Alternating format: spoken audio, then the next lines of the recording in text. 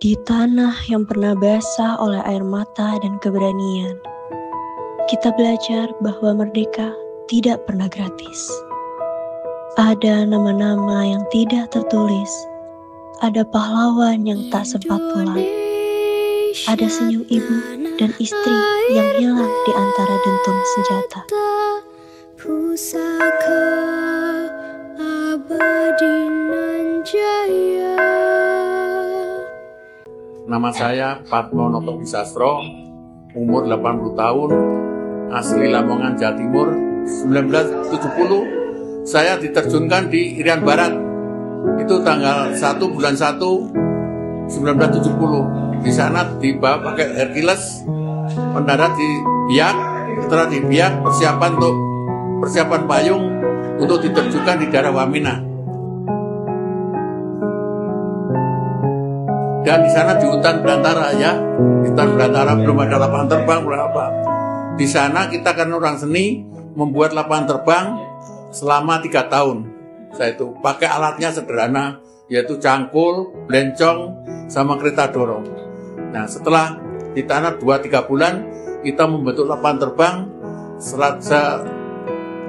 panjang 1 kilo, selebar kira-kira 20 meter.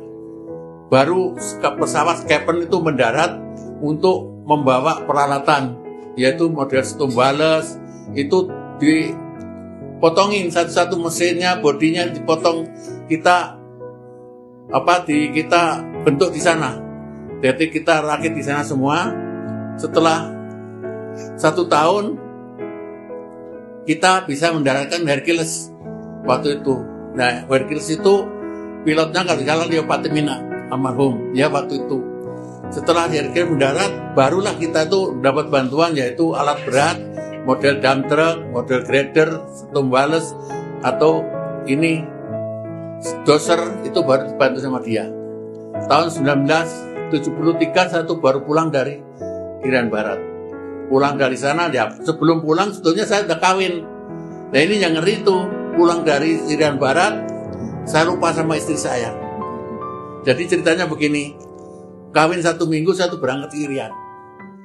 Nah, pulang lupa sama istri udah berapa tahun?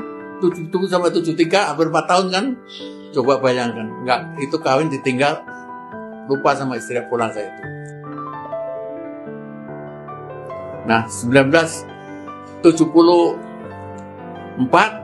atau 75 kalau nggak salah saya itu pas di proyek dipanggil untuk diberangkatkan ke Portugis.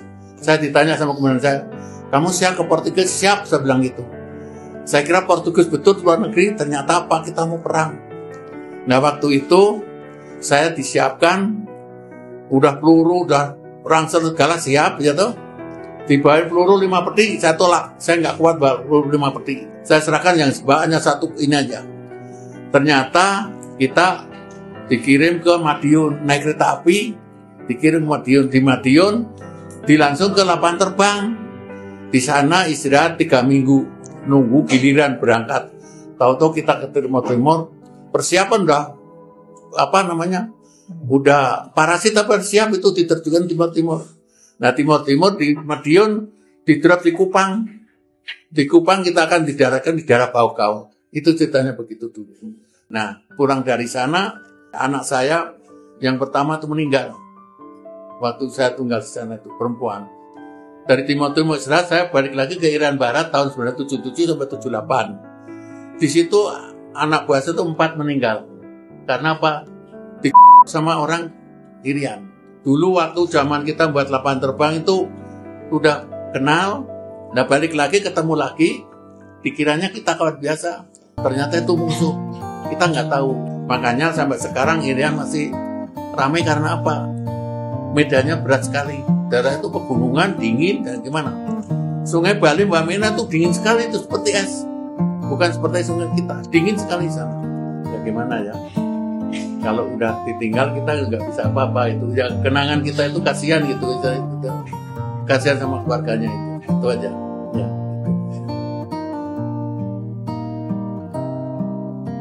Perjuangan para pahlawan tak hanya tertulis di buku sejarah, tapi juga hidup dalam kenangan mereka yang pernah mengalaminya.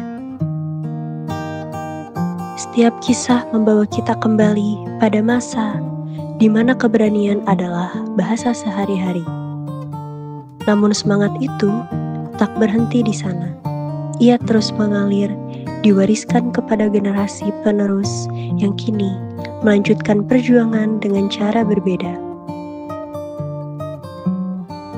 Perkenalkan, nama saya Wagiman Sarjana Hukum.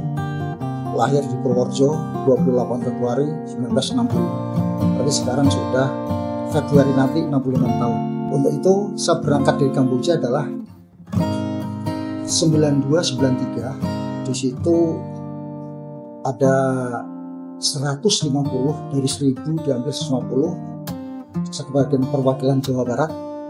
Alhamdulillah lulus tes karena di sana itu ditempatkan perorangan. Jadi kita gabung sama negara lain. Nah, di sana adalah di situ ada mungkin semuanya dengar dengan cerita itu Khmer Merah. Merah itu dengan Sihanouk, dengan Pol Pot, itu jelas terkenal, itu adalah Khmer Merah itu. Sehingga sampai 20 tahun atau berapa tahun itu adalah tidak bisa terhenti. 74 sampai dengan selesai 93. Jadi kita sengaplus rekam kita 150 orang, kembali ada yang meninggal. Kemudian rating saya adalah 150. Kembali 149, satu meninggal, satu kena ranjau dan sebagainya. Karena di sana adalah kerawanan adalah ranjau darat. Kalau kita sepertinya tidak menyangka di situ kita harus ada itu gundukan baru atau apa, jalan baru atau apa, kita harus terdiri dari situ karena kita diberi pelatihan dulu karena ranjau darat itu yang mematikan. Sedang melakukan tugas teman saya itu Cilegur, meninggal satu, mobil yang lain dengan situasi yang berbeda, maksudnya wilayah yang berbeda, hilang juga pangkat mayor, hilang kakinya juga, dan semua adalah ada kerawanan. Disebutkan oleh bapak-bapak kita tadi adalah ada kerawanan sesuai dengan situasi dan lokasi yang ada di situ. Kalau di negara kita jelas sama orang lain, kalau sana negara orang Kamboja sendiri, sehingga sampai 93 itu selesai akhir saya pas kebetulan bagian pemilihan umum, yaitu mulai dari pendaftaran pemilu sama dengan kita. Di sini pemilu 1 hari, kalau di sana 3 hari. 3 hari di sana pemilu. Jadi kita orang asingnya itu pas kalau kita di tempat pemilihan umum itu polisi 1 sama PNS PBB 1. Itu sehingga semua ada di tangan kita. Kalau tentara atau militer itu adalah berbentuk pasukan. Kita dibekali dengan HT, sehingga kita hanya bisa minta tolong pakai HT. Pas pemilu yang paling 3 malam jam 10, 3 hari yang ketiga sedang penghitungan suara itu ada tembakan. Di situ kita minta tolong kepada biksu. Saya udah bilang, Charlie 3 this is Kilo Victor can you believe it over? Saya minta tolong kalau kita sama kabak op untuk so we have to help me this is any patrol for the military, sehingga kita minta patroli oleh tentara, sehingga dari militer sana yang adalah dari tentara Italia yang ada di sana, sehingga pas karena jalannya jauh sehingga jam 2 malam itu baru datang pada kejadian 10, sehingga kita menggunakan biksu tadi itu, kita dikasih interpreter penerjemah dari bahasa Inggris ke bahasa lokal ke Kamboja. Tolong, ini adalah kepentingan warga Kamboja sendiri, bukan kepentingan saya. Sehingga biksu menjelaskan dengan bahasa lokal itu, sehingga di situ bisa berhenti tembakan itu jam 10 malam itu. Dalam hati saya, apakah saya mau mati di sini? Ya udah pasrah aja. Lah, teman saya orang PS itu, PNS PBB namanya. Beji, we are going now. Wakiman, kita mau pergi kemana sekarang? Itu. Sehingga saya menjelaskan, we are to get shine in the tree coconut. Kita berlindung di pohon kelapa, bawa pohon kelapa. Oke. Keringat udah gede-gede Pak, sama rangsel udah, paspor sudah, lihat jendela saja kita loncat sana, kita berlindung pada pohon kelapa itu. Sini udah pegang saya terus itu, hanya pakai helm, kemudian anti peluru, tetap aja ketembak sini juga kena juga kan, gitu. Tembak kaki juga kena juga. Nah di situ kita semua kerawanan itu ada, sehingga alhamdulillah dengan petunjuk Allah kita selalu berdoa, sholat tidak pernah ketinggalan, sama dengan kita dengan apapun, dengan agama saya berbeda tidak masalah. Sehingga kekompakan di situ adalah yang dituntut. Sehingga kita apabila untuk mencari kedamaian itu pasti ada pengorbanan di situ. Udah pasti itu. Contoh ya, kemerdekaan korbannya berapa saja gitu. Apalagi 10 November sudah jelas ada sejarahnya. Untuk penyampaian yang tugas-tugas di Kamboja.